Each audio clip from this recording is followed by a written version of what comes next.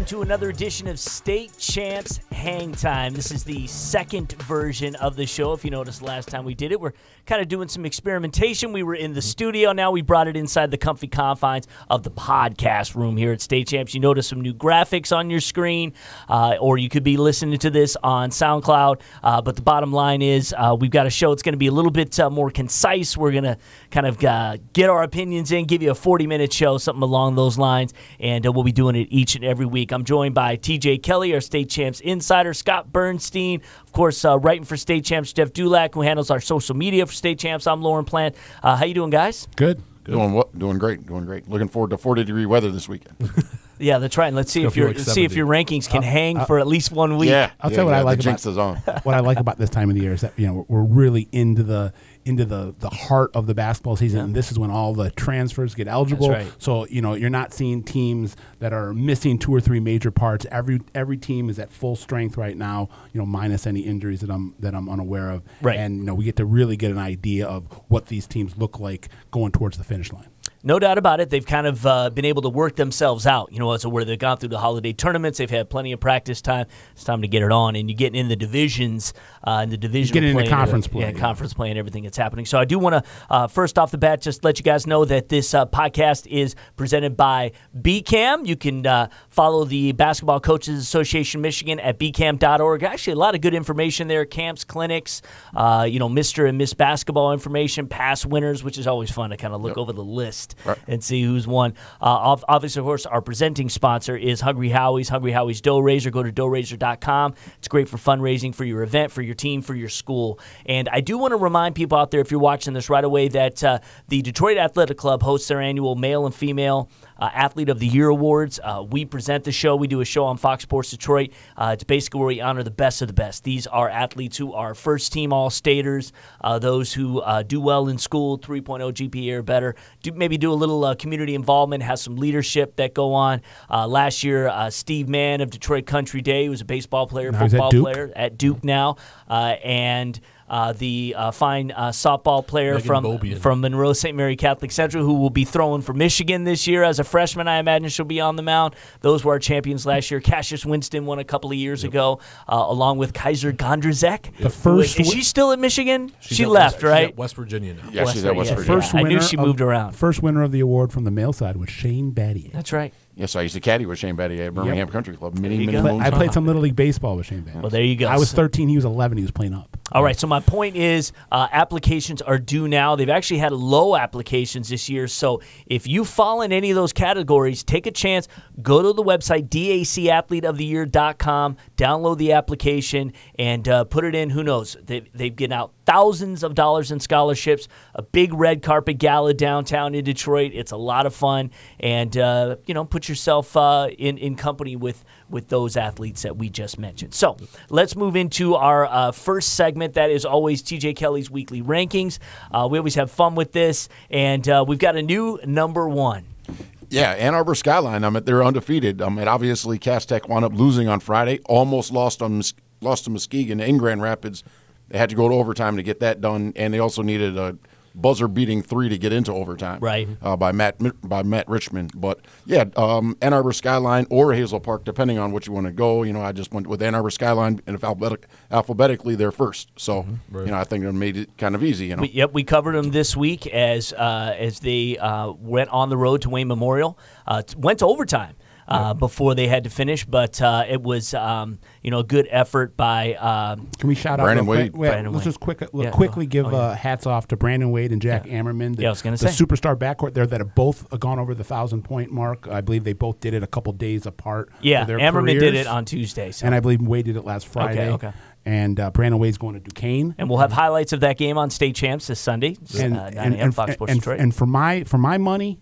And I might be going on a limb here. I don't think I am. Jack Ammerman, the best pure shooter in the state of Michigan. Well, I know Skyline's fired up about it. They tweeted it out for the first time ever. They're number one in the state. But I guess the question is, are they legit? Are they going to hang around? I think they are legit. They beat some strong teams. I think over the break, Pershing. Going into Wayne Memorial is a tough job.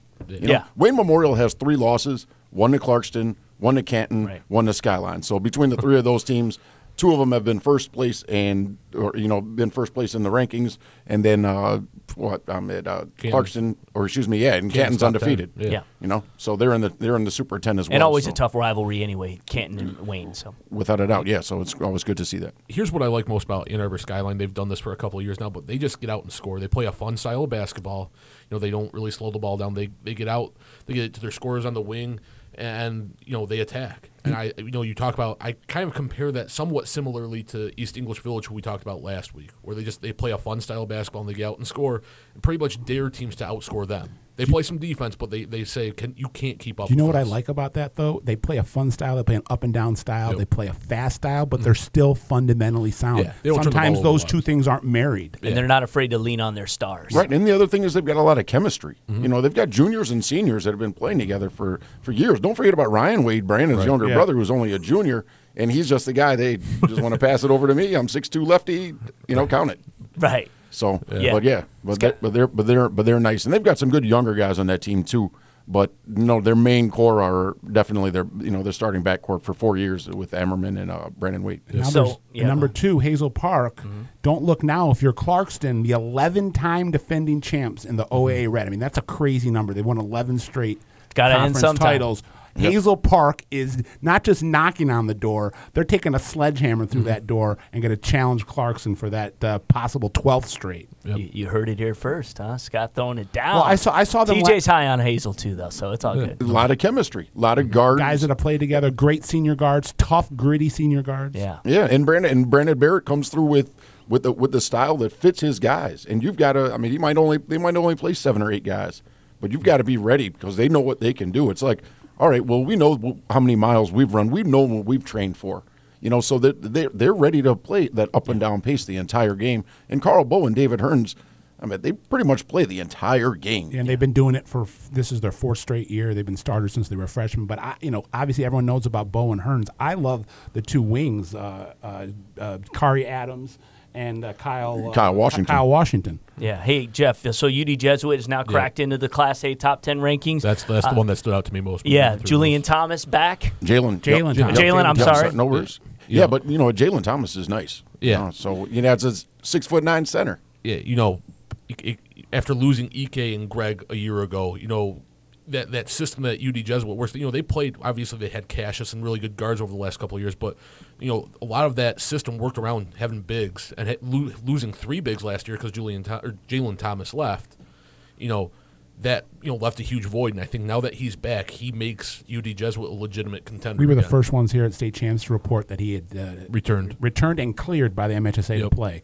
He played his first game. I'm going to call him Julian Thomas from now on. I know now that it's in my head, it's going to be there when I'm doing the highlights. He played his first, he won't mind. He played his first game last Friday in a very close game, a close victory over Orchard Lake St. Mary's. Yep. Yeah, and in that game, Zach Winston did not play. So he was out with pneumonia. So I'm nothing to take away from Orchard Lake St. Mary's, but when I was going through and doing these rankings, I said, all right, they really don't have any outside shooting. This isn't a serious sprained ankle or anything like that. Right. Zach was at the game. He wasn't, he didn't have a gas mask on or anything like that. Right. So I mean, he was still walking around, and he'll be back soon. And at the same time, now you put him in the mix with Daniel Friday and Jalen Thomas and some of the other key pieces. And the other thing is Pat Donnelly's a heck of a coach. I'll make another proclamation. Daniel Friday, in my opinion, at least for Metro Detroit, I don't want to say the whole state, at least for Metro Detroit, most improved player that I've seen. Yeah. I mean, what Danny Friday's doing on a regular basis. What a name, right? Yeah. Right. I didn't see this. Coach Donnelly was telling me before the season, I know we lost a lot, but watch for Daniel Friday to be a real difference maker. And I thought he would be good, but, he's borderline great right now. Right. But the name that TJ mentioned, Zach Winston, I think is the X factor on this team. You want to talk about a guy that's improved. If you take it over the 4 years he's been at UD Jesuit, he's taken huge strides and steps forward and kind of come out of the shadow of his older brother and become just a pure shooter for UD Jesuit. And you look at guys like Elijah Collins and Daniel Friday and now Jalen Thomas.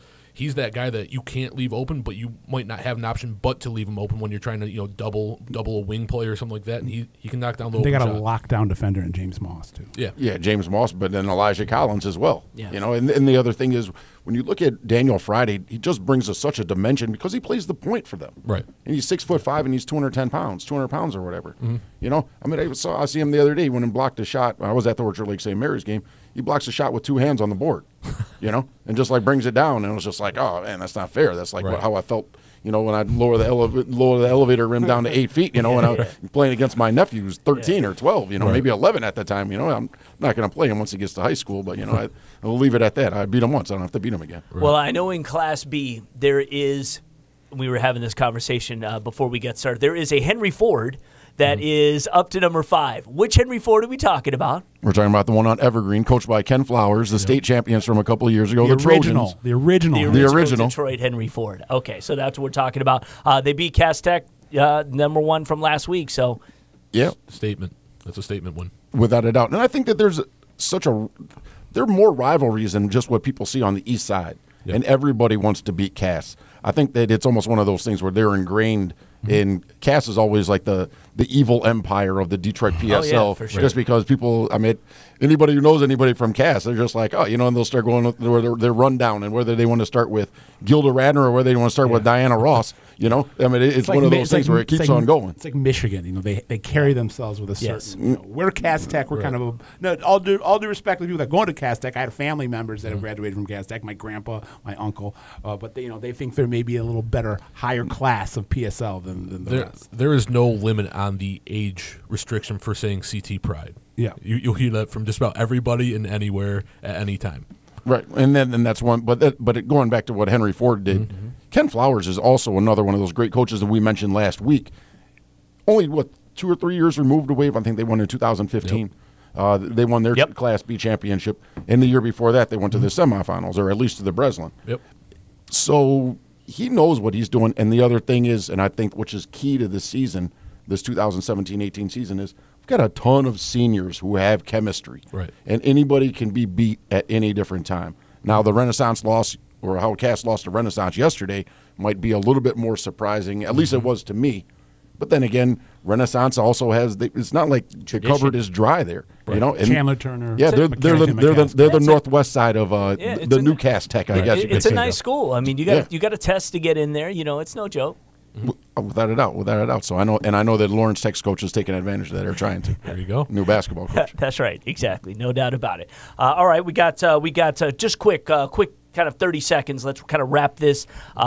We've got a few teams with losing records in Class C, Edison, Pershing, Beecher. Why is that? Why are we seeing that? Is it just strength of schedule? Without a doubt, strength of schedule. You talk about some of these teams that played East English Village. You talk about, and then Depsa. I think Depsa came out and beat Southfield Christian. But there are so many teams that have wound up they've lost 4 of their games to ranked teams. Right. This will all help them down the road, is what we're saying. Without a doubt. Grand Blanc is a tough team who Beecher just lost to, and I think that they've got kind of a 3-game losing streak. And when I talked with Mike Williams a little while ago, he said this is the first time that this has happened since Monty Morris was a freshman. Okay. They'll rebound. They've still got strong guys on that team. And then Pershing just beat Edison. Pershing beat Edison. Kind of the depth of the PSL, like we were just talking about. And so Pershing is now top on the PSL East with a 3-1 record, tied with East English Village and King, I think. Maybe. So quick note on EEV. David DeJulius, just the skyrocketing that he's done into the Mr. Basketball race. Yeah. He was like one of those guys that was, in the mix, kind of at the bottom of the people you would talk about Mr. Basketball. You got to consider him one of the front runners. Right. Yeah. Well, that's a great segue, right? They're great tease, as what we're going to do is kind of talk about the overall talent pool here in the state of Michigan, because it's deep right now, and it's great, and we'll get into it, and that is next when we come right back here on State Champs HangTime. Fundraising should be fresh, flavorful, and simple.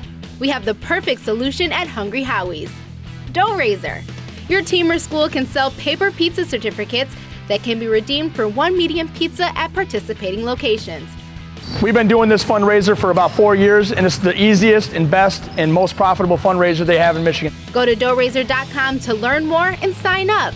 Your next fundraiser comes with flavored crust. Welcome to Hungry Howie's Dough Raiser.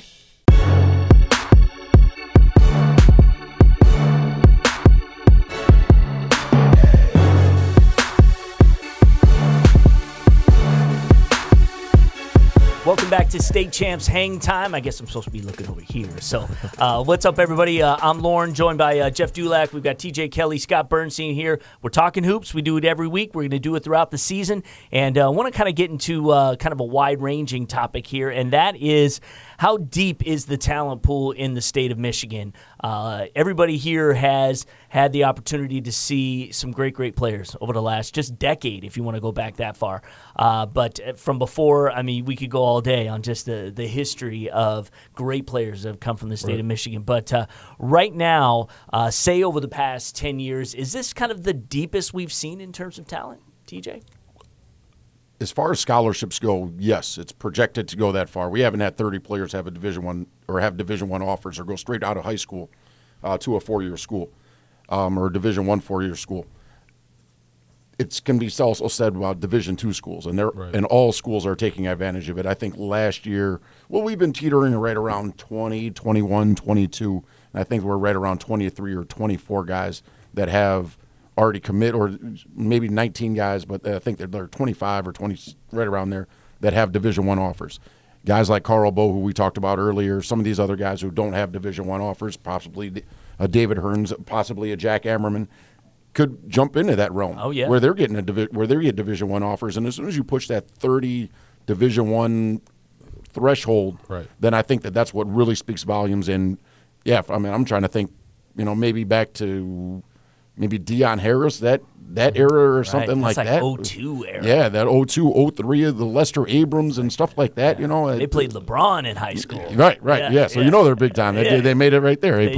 Take off your shoes and walk home. I've got nothing more to accomplish. I think we've had years where we've had good classes. Sure. But I think this year, at least in if you look as a whole too, like freshmen through that's senior. what I'm saying.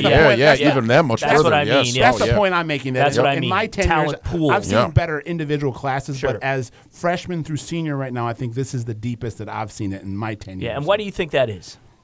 Well, one thing I can tell you is that in the last year or two, we've had less players leaving to go to prep school. The Miles Bridges and the Josh Jacksons and the Tuggs Bowens that have left the state and kind of deprived us of coverage and of in terms of fans getting to see their whole careers. Yep.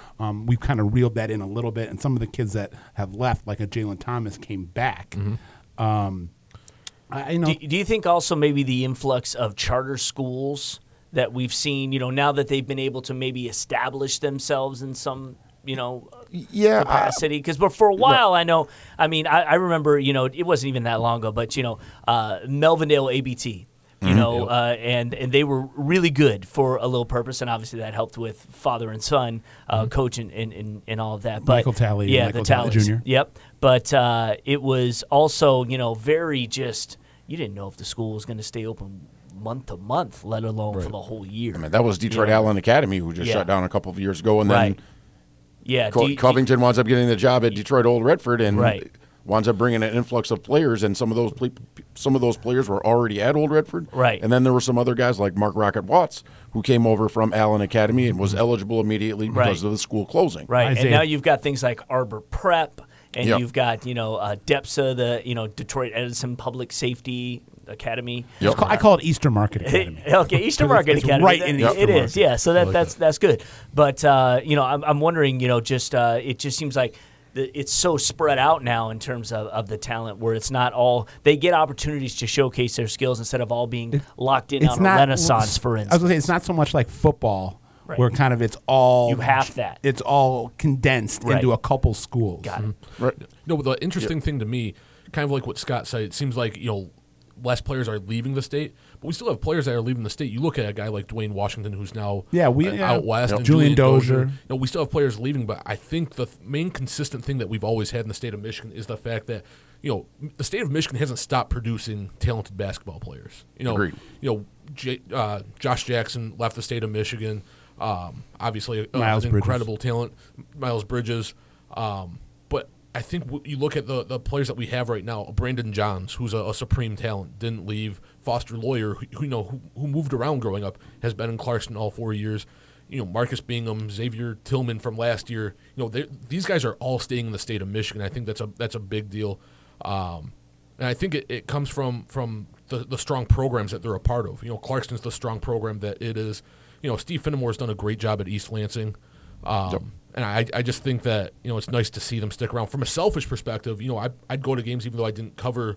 I didn't cover Detroit schools at the time. I just go out and find a game to watch Josh Jackson just because I wanted to watch him play. So it's nice to see these guys stick around. Really, out of this something to see, 2018 season, all due respect to Julian Dozier, the only real big time player to leave was Dwayne Washington, and Ohio State bound. His reason to leave, from what I can understand, had a little bit more to do with the fact that he wanted to go live with his uncle, the former NBA point guard Derek Fisher, out in L.A. and kind of get mentorship from him. Makes sense. As opposed to just getting out of the state for the sake of getting out of the state. Yeah, and we have lost some other guys in the past. I think Devin Booker is one who only played JV at Granville. And then he goes and lives with his dad in Moss Point, Mississippi. Yeah, and look what he's doing in the NBA. Yeah, and he's doing pretty well for himself. Yeah. But pretty much for everybody else, I think that Josh Jackson is still a lottery pick. Yeah. Miles Bridges is still going to Michigan State, whether he stays here or whether he doesn't. And there might have been some academic issues Kyle that Kuzma's he had. Doing. Yeah, Kyle Kuzma, for example. But at the same time, it's hard to project guys when you say, "Oh, look where they were." I was like, "Man, Kyle Kuzma was 6'7". Right.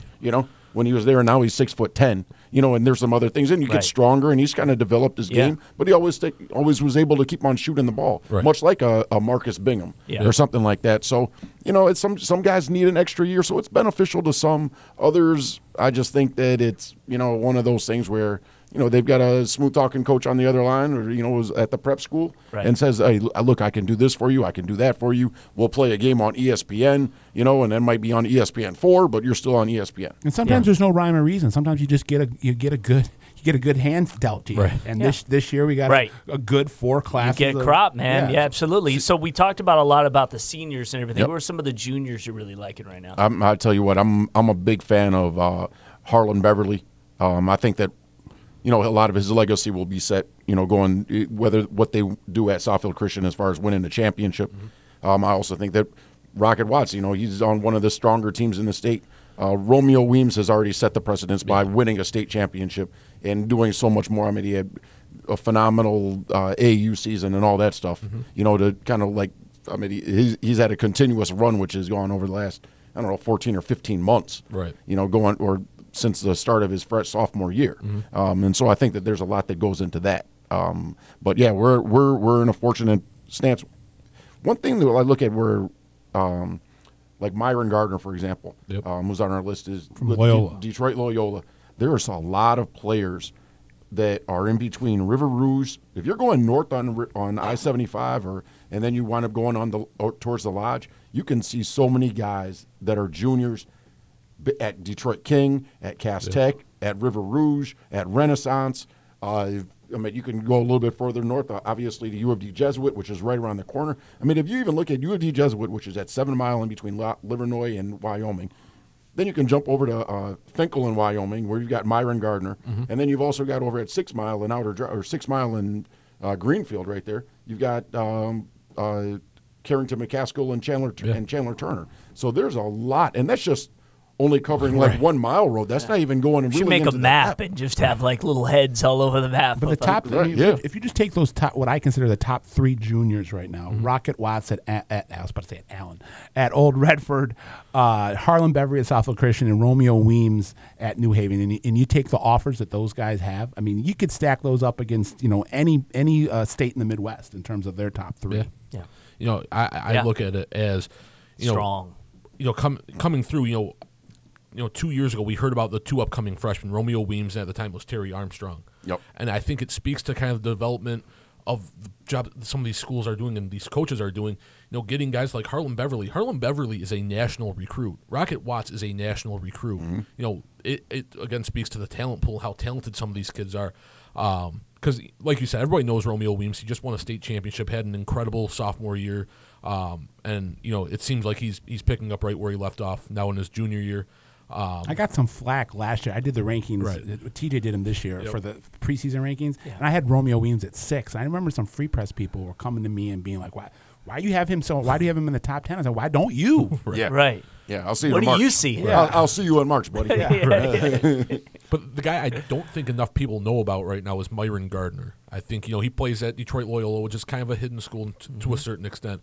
But he's that next sophomore that I think is ready to make a big splash. And not only that, he's got the physical. Junior. Physically, he's there. Athletically, he's there. Developing his guard skills. And I know head coach Dennis Morey, who was at University of Detroit Jesuit as the JV coach, and I believe Coach Harlan Beverly. On the JV before he wound up moving over to Southfield Christian. Beverly was scoring 30 a game as a freshman on the JV at Jesuit. I was there at the game when he scored 50, and I just happened to be there a little bit early just because I wanted to see Romulus and UAD Jesuit, and it was a 4:00 game. Let me just jump over there and take advantage of their concessions and stuff like that. Watts is a pure point guard. Harlan Beverly is that prototypical combo. I mean, he's 6'4", he's long, he can shoot, he can handle, he can distribute. I mean, there's no wonder to me that schools like Ohio State, Michigan State are coming in on him fast and furious. Yeah, and then you look at Jalen Thomas, who's got an offer from. He's got 8 or 9 offers. Yeah, 8 or 9 offers. Xavier's with Xavier being his top offer. Myron Gardner's got offers.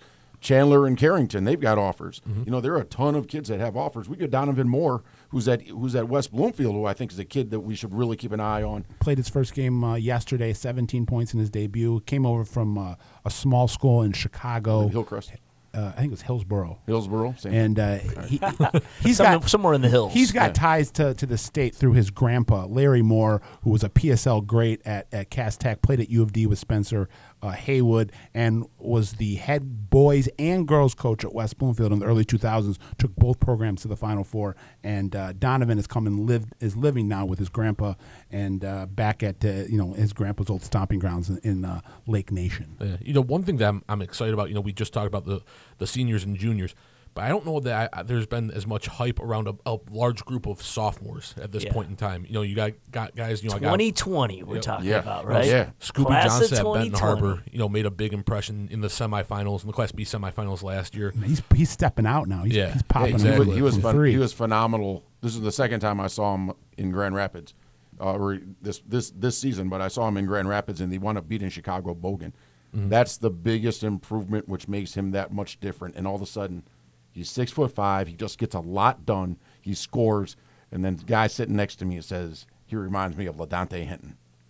Now, LaDante Hinton was skipped over by vast majority of all the Big Ten schools. Yeah. Was supposed to go to Dayton with Brian Gregory. Wound up going to Providence. Is only the second player ever to score 2,000 points in 2000 and have 2,000 rebounds in Providence's history.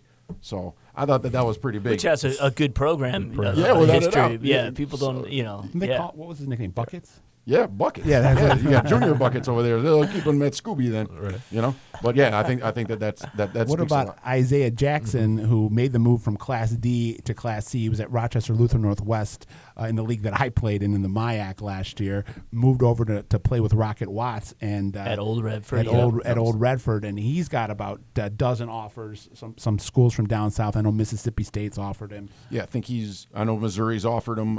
He's got. I think he's ranked number 35 or something like that at ESPN or Rivals. Yeah. But me personally, I think he's the best defender in the state right now. Wow. I had a chance to see him earlier at North Farmington event to start off the year. This kid had 0 fouls halfway through the third quarter, and he had about 6 or 7 blocks with 10 rebounds.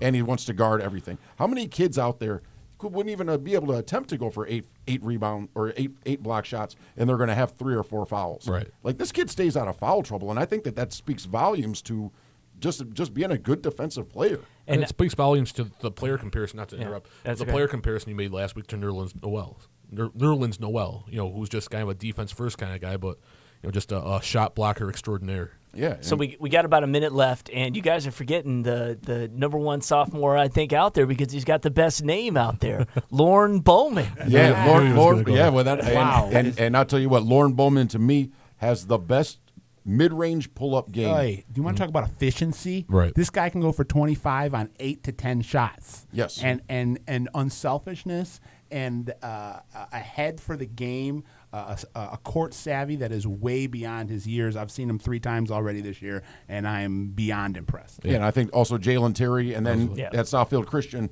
I got to say my main man, Dejan Humphrey. I think Dejan Humphrey is going to be pretty. He's going to be a special player, and he keeps on growing. I see him every time.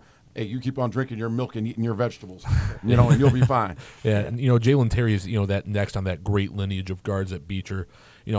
Big shoes to fill with Malik Ellison, but I think Jalen Terry is the next guy to do it. And just real quick before we move on, we want to talk about a freshman class. My guy who's on the all names team, I put him on last week, Legend Jeter out of River Rouge. It's a fun time for Michigan high school basketball. All right, guys. So we're going to take a little bit of switching gears, and we're going to have Dan Young in here to talk about what's happening with Miss Basketball, some of the leading candidates and things that are going there. We had an injury already, so one of the prime candidates is already gone for the year, but that just means another opportunity for somebody else. So we're going to talk with Dan Young next, and then these guys will be back as we're going to preview Friday's best games. So stay here right on HangTime.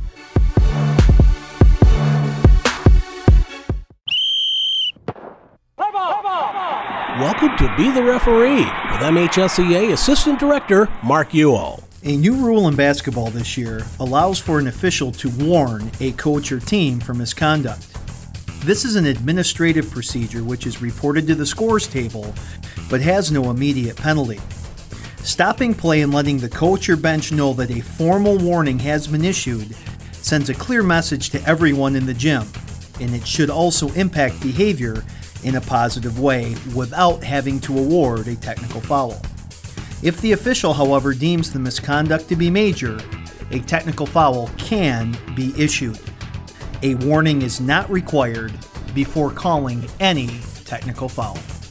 Thanks, Mark. You can be a referee. Go online now to sign up at MHSAA.com.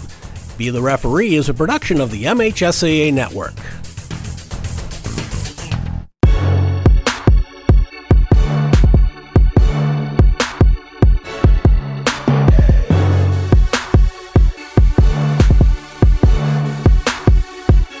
Everybody, welcome back to State Champs Hang Time. This is the High School Hoops podcast.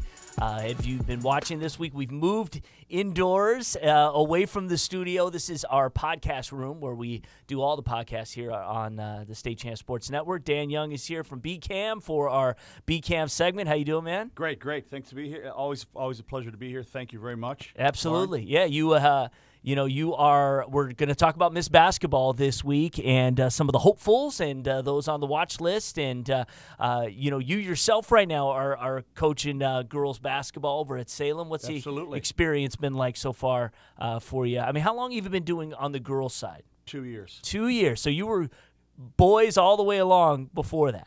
Yep, 25 years of boys. So what made you decide to make the leap? Got out of boys because my sons were in high school at Salem.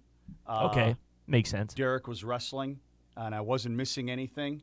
And Ryan, when he got into 9th grade, was playing basketball. And I just told myself I'm not going to miss any of my son's games, wrestling, basketball, whatever it was. Right. And it was a conflict at coaching at John Glenn. And so I got out of it. Didn't want to leave John Glenn. Loved it. Great experience. But family comes first. Didn't want to miss. And he played for 1 year, and then the second year he got hurt in football, and then I'm not going to play basketball. I'm going to, and I said, all right, I have nothing to do. All right. And the girls' job opened. Brian Somalski's the AD. Yep. Brian played for me at Canton High School. Oh, nice. He's a great friend and mentor. And full circle. So that's how it worked out. All right. So I said, hey, I'll throw my name in the hat, and I'm coaching girls hoops. It's been a blast. Right. Yeah, exactly. A long tradition there. Absolutely. I know on the boys' side, I don't know if the gentleman who was there for years coaching at Salem. Fred Thoman. Exactly, Fred Thoman. We did a little thing on him. And he was there a stint. He was doing both, right? Because they were different seasons. He did boys, and then he got out of boys, and Bob Brody's been the coach for close to 30 years. Right, long time. Yep. And then Fred did girls all the way up till he passed. Yeah. It's I don't know. It's been a few years now. It has, and then if I remember right, his assistant, who formerly played for him, then took over for a while. Correct, Lindsay Clemmer. Exactly. Yep. All right. And so, it's pretty cool. Fred's in our BCAM Hall of Fame. Right. Exactly. Yeah, we did a nice little feature on him and his career and everything. It's always, it's like one of those things. It's like you hate to do them once they're not here to enjoy them anymore. Exactly. You know what I mean? But you got to pay your respects. No, there's no question. And he was a legend. And when we did our voting, Lofton Green's the highest points ever. Naturally, River Rouge forever. And Fred was next. Don Palmer, who coached both at Milford forever. Right. As far as the points to get into the Hall of Fame, they were the highest ever. Wow. Freddie, Don Palmer, and Lofton Green was the highest point-wise. Yeah. Not wins, but overall points for how it works. It's pretty cool. Yeah, there's no doubt. We do Legends series here on State Champs, and Tom has been itching. He's like, we have to do Lofton Green because people got to know. Oh. For those who lived it, got a chance to meet they him. know. Yeah, I got a chance to meet him and hear him speak. And, yes, and just what he did. I mean, it's unprecedented. Mm-hmm. And he's like, we got to tell that story. And so someday we're going to do that. That'd be great. Yeah, exactly. I know we've got Frank Orlando on the works here now. Awesome. That we're going to begin on that. Very worthy. Yeah, great guy. Oh, wonderful guy. Yeah. And I didn't know he had so many wins in baseball as well. Right. He's in the Hall of Fame in baseball as well. Right. That was I didn't know that. Yeah, interesting. With coaches that have had the longevity that Frank Orlando had. Alfred Casa was a baseball coach. Was he really? Yeah. And John Harrington for like 40 years. Played against him in high school. I played for a Hall of Famer in Fred Chrissy, and who's going into our Canton Hall of Fame. Yes, which I will be emceeing. Fred Chrissy is coming up February 3rd. Yeah, one of my mentors in life. And, he coached against John Harrington. So when I was in high school, we played against Harrison, and I remember coaching baseball.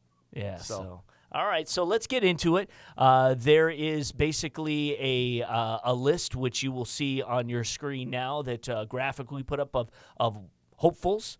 Kind of the watch list. Unfortunately, Williamston's Maddie Waters, we could start there. Unfortunately, out for the year. She was already committed to Western Michigan.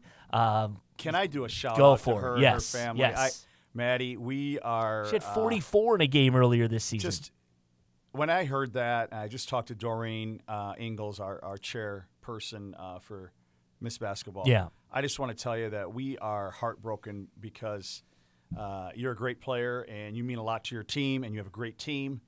And it's just disappointing that happened to you, so we're reaching out. And just wanted to say I hope you're staying strong, and this will only make you stronger. Right. So I wanted to give you a shout-out. I feel horrible. Yeah, I know. Things will get better, and it's just the advancements they've made in ACL surgery and recovery. As long as she does what's needed Jordan to do. Walker. Of course. She came back. And, also, I don't want to forget about Kayla. Yeah.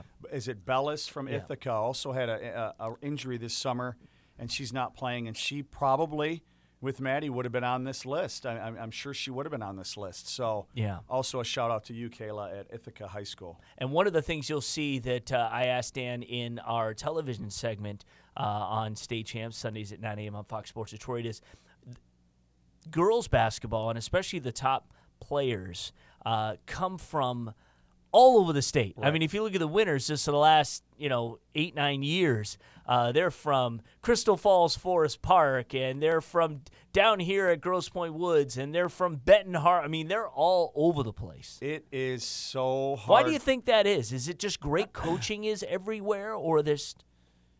I don't know. I don't really know why. If I do know that there are, for girls, there are the boys in the inner cities.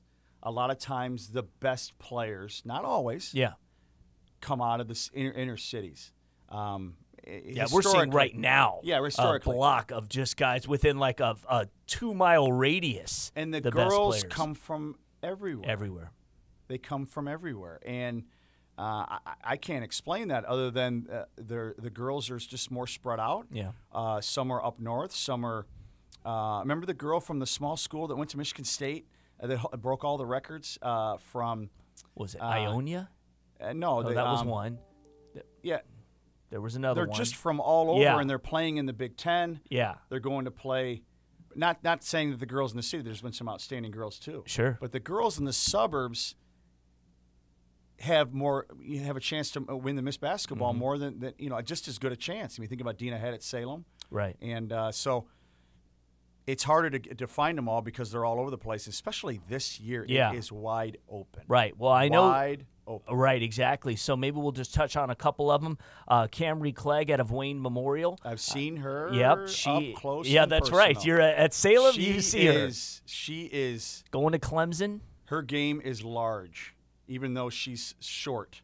Her game is big. 5'5" listed. Strong, handles the ball great. She has great court vision.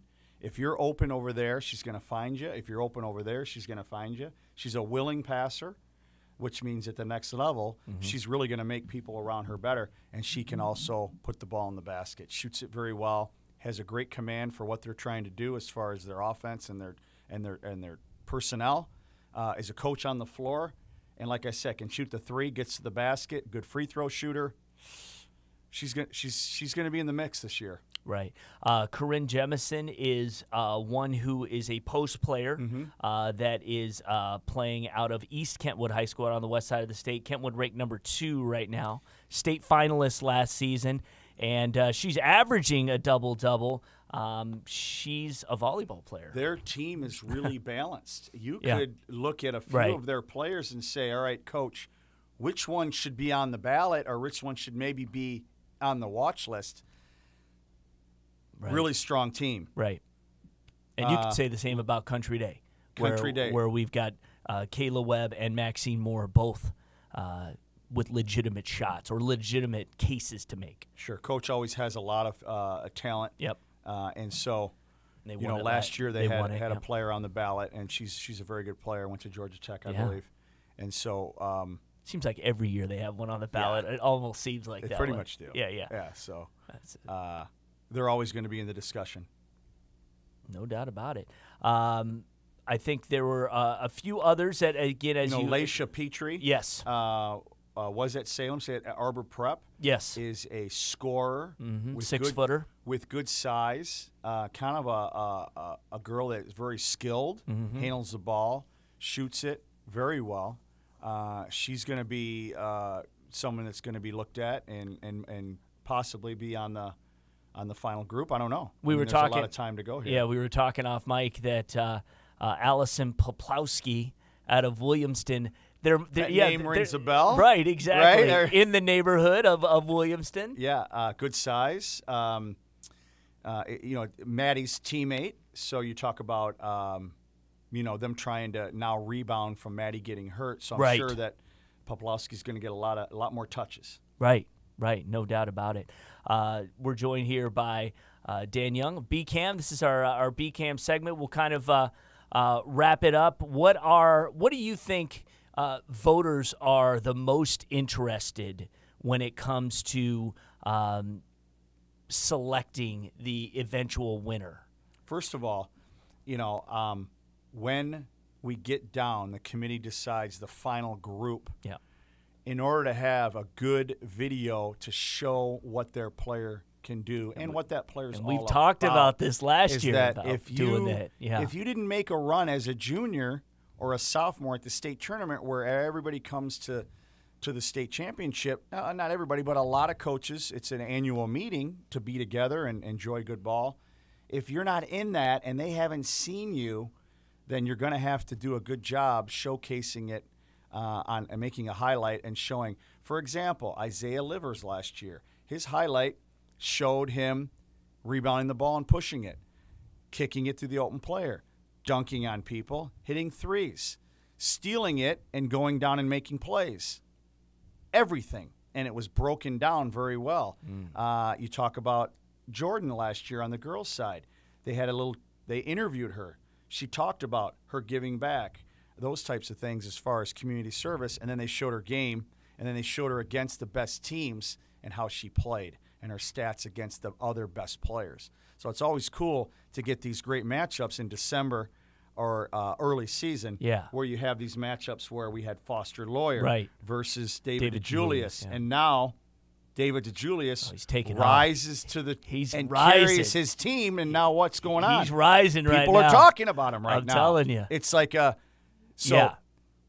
those types of things, playing the best teams, trying to go head-to-head, and then being able to. So you're shouting out your coaches, market your player.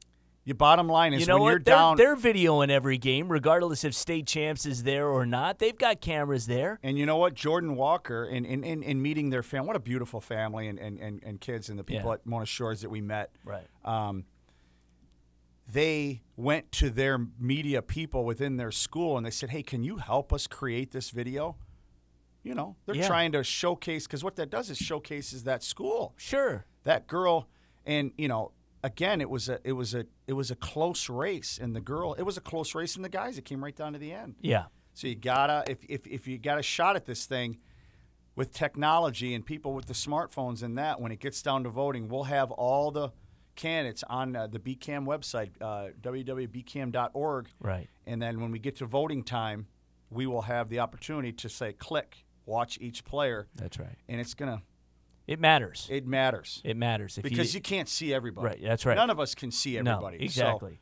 No doubt about it. The year before, they made it pretty easy for you. Kaiser Gondrzak dropped like 72 or something in Literally, the first playoff she scored 70-something right before the ballot came out. Yeah, exactly. It's like, ching, no brainer. Yeah, no brainer. So, And that's kind of what's happening right now.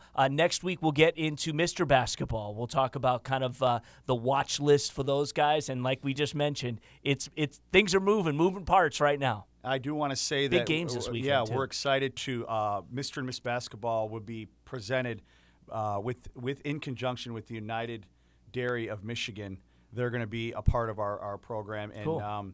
We're really excited about that. And we're also Miss Basketball. Mick McCabe's name's going to go on that trophy because all that he has done for not only girls basketball but girls athletics in the state of Michigan his whole career.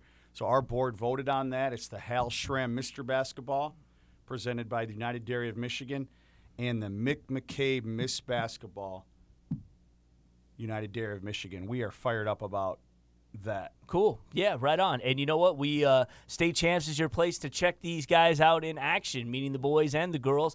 We got a great selection of highlights this Sunday at 9 a.m. on Fox Sports Detroit. Check it out. You can go to our website. We've got previews of what we'll be covering this week, as well as on our social media. Follow it all week long. Dan, thank you so much. Thank you. We'll see you next week. Enjoyed it. All right. Fundraising should be fresh, flavorful, and simple. We have the perfect solution at Hungry Howie's, Dough Raiser. Your team or school can sell paper pizza certificates that can be redeemed for one medium pizza at participating locations. Hungry Howie's makes it easy. It's just a little mini pizza box, but we make lots of money, lots of dough. Go to doughraiser.com to learn more and sign up. Your next fundraiser comes with flavored crust. Welcome to Hungry Howie's Dough Raiser.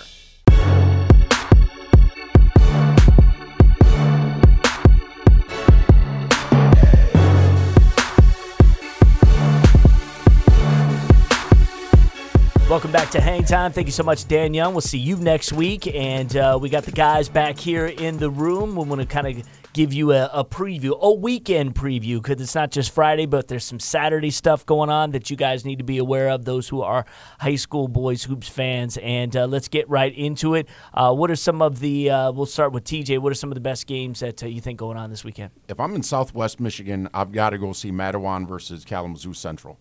Kalamazoo Central, they might be down a little bit, but one junior we just didn't talk about is Nolan Foster, who's 6'9", 6'10", extremely mobile, and that'll be probably their best competition of the year. Yep. And playing Kalamazoo Central. So I really like that game. Another game I'd like to point out is number 2 in Class A is Hazel Park. Number 2 in the Super 10 is Hazel Park, and they go to play at West Bloomfield, which is going to be a definite test for West Bloomfield. And they also have the guards where they can hang with Hazel Park. Mm-hmm.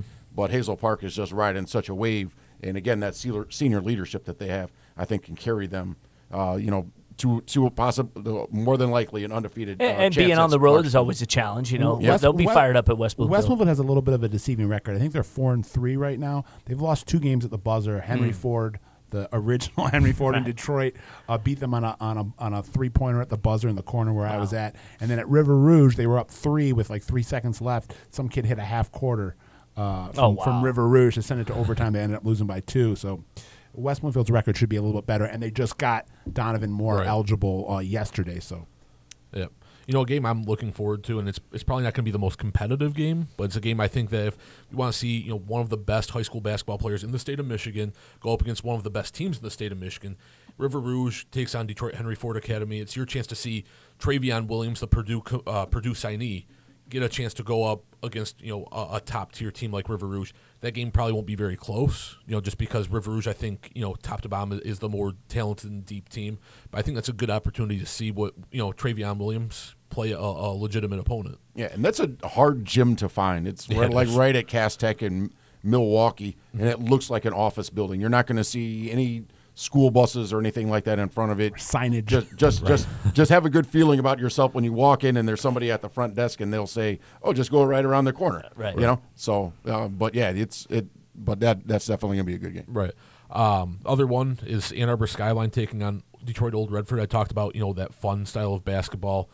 They play Saturday at 6 at Belleville. Correct. Yes. Yep. It's gonna be a high scoring game. Exactly. Yeah. So there's a number of games going on Saturday at Belleville. Yeah. There are 5 games starting off. Kalamazoo Central plays Ann Arbor Pioneer. Then Renaissance plays Westland John Glenn. Okay. Pershing plays Novi, and I think Novi is going to be that much better because now they've got Tariq Woody. He had a double-double last night in a 71-61 over Livonia Stevenson. Over undefeated Livonia Stevenson. Yeah, his first game eligible Tuesday for Novi night. Coming over this from. This goes out on Thursday. It's all right. It's all right. Coming over Tuesday from night. Plymouth, he had 18 points, 13 boards, and he's a difference maker. Right. Novi just has had some real growing pains this year, getting everyone on the same page. They had a lot of hype coming into the season. Travion Maddox, the Oakland University signee, Giovanni Miles. They just, for whatever reason, coming off a season last year where they could have very easily been in the quarterfinals, lost at the buzzer on a controversial buzzer beater to West Bloomfield in the regional championship game. But they're 3-5 right now. But I still really like Novi going forward, and I think this will be a really exciting matchup against Pershing. Yep. And then to close that out, we've got Old Redford playing Ann Arbor Pioneer, and then the final game is Belleville versus West Bloomfield. And you talk about another team that has had some growing. You said Old Redford and Skyline. Or excuse me, Skyline. That's all right. Old Redford and Skyline. Yeah. That's the 6 o'clock. 6 o'clock game, and then for the final game at 8 o'clock is going to be Belleville versus West Bloomfield, which is, Belleville has had some growing pains. I think they've won 3 in a row. They beat Pioneer, and not only that, they lost their first 3 of their 4 games, by right around 5 or 6 points. Well, they've won their last 3 by over 20. Yeah, so they got I think some football they're players on that team. They sure do. Davion Williams is a beast. Yep. So I know I think that'll be helpful. And then also to mention one player that came eligible for them, who's a 2020, is Connor Bush, who wound up winning the high jump in Class A or the top division, Division for Plymouth last year, and he just transferred over to Belleville, and he became eligible. That's another big time athlete to add into the mix of already some big time athletes. Yeah, the rims are going to be hurting on Saturday, I imagine. Yeah, and then finally, I think we've got Southfield Christian probably with their biggest test in terms of in Class D going up against Oakland Christian. A road game, Southfield Christian should win, but Oakland Christian is always solid. Are they undefeated right now? Yes, they are. Yeah, so they're the second best team in the MIAC, and this is getting off on a side tangent, but if I'm Southfield Christian, I need to get out of that league. Yeah, right. I mean that just doesn't do you any favors playing a league schedule where every game, with the exception of maybe Southfield Christian, is going to be a 30. Oakland Christian. Sorry, and the exception of maybe Oakland Christian is going to be a 30-40 point game. They need another Allen Park Inner City Baptist to come in. Those were fun rivalries. That was some for Allen Park maybe to win one of those 6 games, to win one of those 6, but every other one was like overtime. I remember just looking at, it might have even been before Twitter and stuff like that. Dude. Hanging out on that, and it's just like, man, look how close the overtime. And how old school the Allen Park Inner City Baptist Gym. You got to come down the stairs. Yeah. You got the auditorium stage still right there, that you could go flying into. In the Josh Baker era, which I think is going on year 6 now, maybe 7, they've only lost 1 game in league play, and it was to Inner City Baptist. Those games, there was one of those games between Southfield Christian and Intercity Baptist was Bakari Evelyn's, coming out game where he kind of emerged as, the star. And he's finally starting to find his footing at the college level. He started at Nebraska. Now he's at Valpo, which I think is a little bit more suited for his talent level, and he's doing really well. Yep. So those were fun rivalries back in the day. But I do agree with Scott that it's time for Southfield Christian to probably move on. And remember to watch State Champs every Sunday at 9 a.m. We'll have hoops highlights as well as a variety of other sports from this week in Michigan high school sports. And since we got a few minutes left, and before we go, I know that you guys wanted to pay your respects, talk about the mayor, Adam Troia, who passed away. Those who hang out in gyms know Adam, and only 37 years old. So this was quite a shock. Yeah, I was following his Twitter the night before this happened, and he's tweeting from a game. And then I heard, it was 12 hours later that he had passed away. It was shocking. Yeah, I wound up getting a text message when I was in Grand Rapids, and I was like, are you kidding? Right, it's like a joke. I was like, not funny. Right. Not funny. And all of a sudden, reality started coming through, and I tell you this, we all lost a good one. Mm-hmm. He just brought a lot of energy to the gym, and humor. And not only that, he was a guy that could make fun of himself. And I always had his notebook, and just a pencil, and it was just like, man, doesn't get more 20th century than this guy right here. And then at the same time, he just seemed to have a wealth of knowledge. When it came down to certain stuff, and he was a bigger guy. And I remember last year seeing him, and he showed up to a game, and he had his old varsity jacket on from when he was 17 or 18 years old. He was like, I told you I played, and it was like one of those things where, but just screaming on him though, it looked like a tattoo. I know for me, and I really enjoyed my conversations with him, but every time that we'd be in the same gym, he would normally get there before I would, and I'd get in the gym, and within like 5-10 minutes, I get a Twitter alert. Him announcing my presence. Bernie walks in the gym. The games can now begin. All right. And I always had a good time chopping it up with him. And I think another credit to how much he was beloved and what an impact that he made was the outpouring of support on social media from some really prominent college coaches. I know John Beeline wrote a very nice message talking about how much Adam meant to him. Guys like Nate Oates over at Buffalo, Greg Campy at OU, Bobby Hurley, Bobby Hurley, Bakari Alexander. It was, and I tell you what, it was some pretty cool stuff. And I just happened to get a picture of him talking with Beeline 2 weeks ago or 3 weeks ago at Southfield High, and and I was just like, oh man, I gotta send this, look at this, and I'll do that, just joking around and stuff like that, catch somebody off, off guard and stuff like that. Which is cool though, because you look at, he was a huge Michigan fan. There was no doubt. You always saw that maize and blue T-shirt. I never got a chance to meet him, but talking with people like TJ and Scott and everybody else, the impact that Adam Troia made on high school basketball in Southeast Michigan, that the mayor nickname was earned. He made a huge impact down here, and he'll be dearly missed. Yeah, I had to dig back because when he mentioned it, I was like, God, I know that name, and then I went on and I saw his picture and I was like, oh yeah, because when we go to games, whatever, you come up and be like. He just wants to give you the lowdown, right? So because we're going to do this game. It's like, oh yeah, we're going to do highlights of these games. Like, well, you got to know this, Yes, in fact, I should have had footnotes on some of the highlights. You know what I mean? The forever intern. Yeah, exactly. Right. These are mayor facts. Yes, so it's all good. You don't have to question what I'm saying here, even though you can't read it anywhere else. Right. So I feel bad that I didn't do that, but and again, just for the love of game. Yeah. Right? Yes. I mean, 100%. Right? He was out there just. He was writing for Prep Hoops Michigan. Right. But way over. I don't know. It was. I actually think it was might have been sporadic. It was only for a little while, but okay. Right. And again, for even so, not making a living off of it for sure, but just.